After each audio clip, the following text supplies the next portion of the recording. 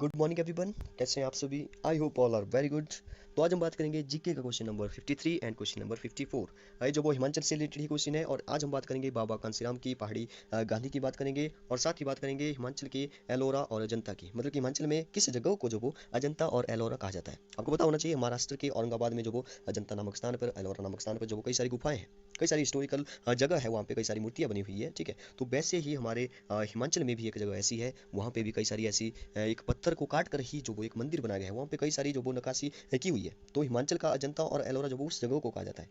तो काफ़ी इंटरेस्टिंग ये लेक्चर होने वाला है। तो चलिए स्टार्ट करते हैं क्वेश्चन नंबर 53 से। यहाँ पे लिखा है who gave the title of पहाड़ी गांधी टू श्री बाबा कांसीराम।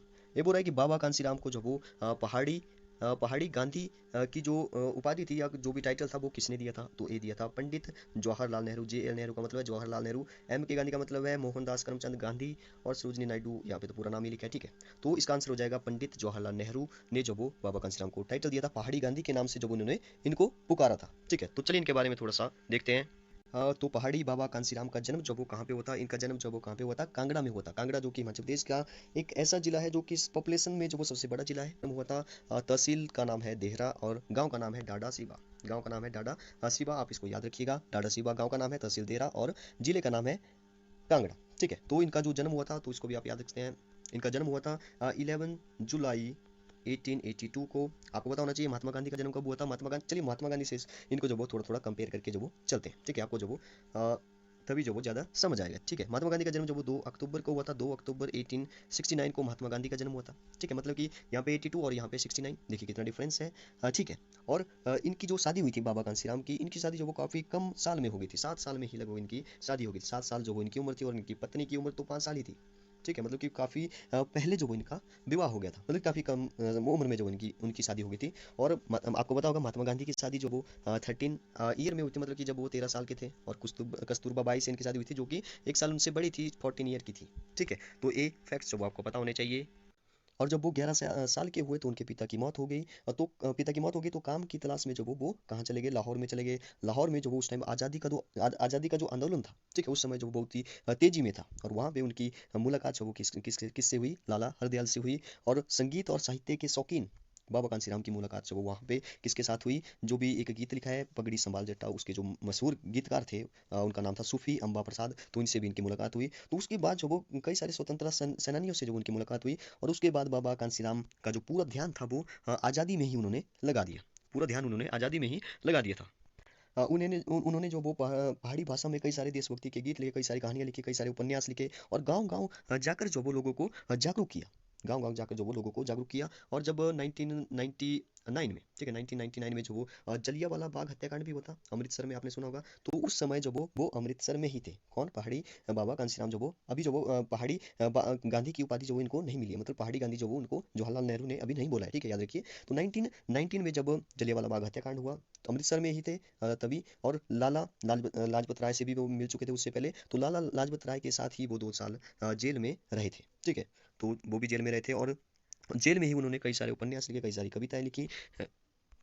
उनको जो वो किस जेल में रखा गया था? तो धर्मशाला जेल में जो वो इनको रखा गया था। कौन थे साथ में? लाला लाजपत राय जो वो इनके साथ में ही थे। ये जो वो लगभग कई बार जो वो जेल गए, लगभग 11 बार जो वो बोला जाता है 11 बार जो वो ये जेल गए थे। और इन्होंने अपनी ज़िंदगी के 9 साल जो वो लगभग अपनी पूरी ज़िंदगी के जो वो जेल में ही बिता दिए। तो जेल में बिताया तो उन्होंने कई सारे उपन्यास लिखे, कई सारी कहानियाँ लिखी।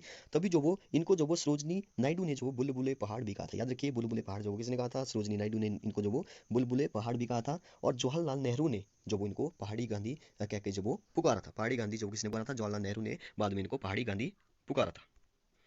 1931, ठीक है, इस डेट को आप याद रखिए। 1931 में जो वो जो भी फांसी दी गई थी भगत सिंह राजगुरु को जो वो फांसी दी गई थी, तो इनके मतलब कि इनको जो वो बहुत बुरा लगा था उस टाइम। और उन्होंने जो वो शपथ ले ली। उन्होंने शपथ ले ली कि मैं जब तक आज़ादी नहीं मिल जाती, मतलब कि हमारा देश जब तक आज़ाद नहीं हो जाता अंग्रेजों से, वो काले कपड़े ही पहनेंगे, वो काले कपड़े ही पहनेंगे। तो उनकी जो आखिरी साल थी वो थी, खैर आज़ादी तक तो वो जिंदा नहीं रह पाए। 15 अक्टूबर 1943, ठीक है, 15 अक्टूबर 1943 जो उनका एक आखिरी साल था। और जब उनकी मृत्यु हुई तो उन्होंने काले कपड़े ही पहने थे। उन्होंने जिंदगी भर, मतलब कि 31 से लेकर 43 तक, इतने साल तक उन्होंने काले कपड़े ही पहने। और उन्होंने अपनी आखिरी सांस भी जो वो काले कपड़े के साथ ही ली। और कफन भी उनका काला ही था। ठीक है, कहा जाता है कि उनको काले ही कफन में जो वो मतलब कि लिपटाया गया था। ठीक है, ओके। तो नेक्स्ट लास्ट बात करते हैं कि उनके नाम पर एक डाक डाक टिकट भी जारी किया गया था 23 अप्रैल को। ठीक है, 23 अप्रैल 1984 को जब इंदिरा गांधी जो वो देश के प्रधानमंत्री थे, तो इनके नाम पर जो वो एक डाक टिकट भी जारी किया था। तो इतने महान थे हमारे हिमाचल के बाबा कांसी राम। चलिए नेक्स्ट क्वेश्चन की बात करते हैं, क्वेश्चन नंबर 54 की।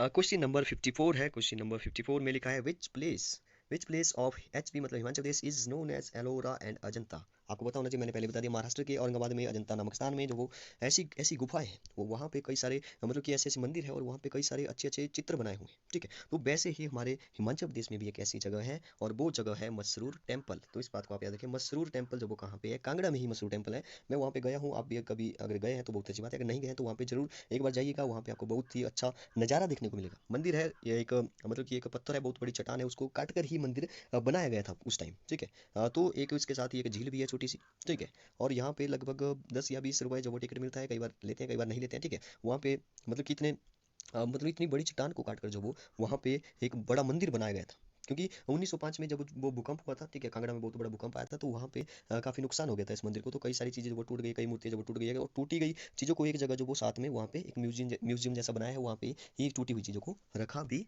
गया है। तो आप वहाँ पे जाकर जो वो देख सकते हैं। कहा जाता है कि इसकी जो खोज की थी वो की थी 1913 में, जो वो एक अंग्रेज ने इसकी खोज की थी, खोजा था मतलब इसको। ठीक है, था तो पहले से ही। और ऐसा भी माना जाता है कि पांडवों ने जो वो इसको बनाया था अज्ञातवास के लिए, और मतलब कि इन्होंने ये जो मंदिर है वो अपनी पत्नी द्रौपदी के लिए बनाया था। ठीक है, और यहाँ पे वर्तमान में जो वो आजकल एक राम की मूर्ति जो वो स्थापित की गई है यहाँ पे। चलिए मैं इसको थोड़ा सा आपको बताता हूँ।